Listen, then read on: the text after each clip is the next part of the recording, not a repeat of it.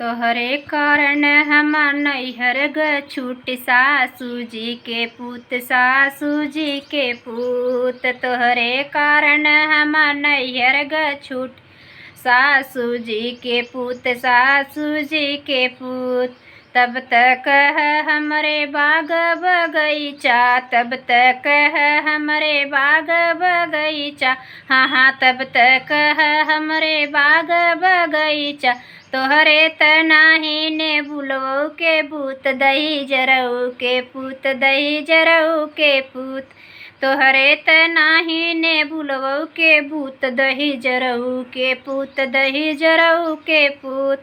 तोहरे कारण हमार नैहर ग छूट सासू जी के पूत, सासू जी के पूत।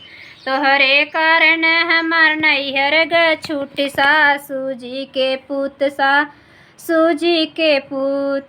तब तक हमरे कोट महला दुई महला, तब तक हमरे महला दुई महला, अरे हाँ हाँ तब तक हमरे महला दुई महला। तोहरे त नाही मड़ैयो के भूत, दही जरऊ के पूत, दही जरऊ के पूत। तोहरे त नाही मड़ैयो के भूत, दही जरऊ के पूत, दही जरऊ के पूत।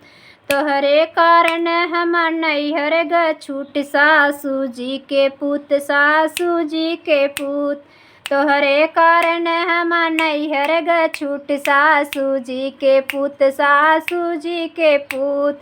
तब तक हमरे कुआं तालाब बा, तब तक हमरे कुआं जगतिया, तब तक ए कुआं तालाब बा। तोहरे त नाही लसरियो के भूत, दही जरऊ के पूत, दही जरऊ के पूत।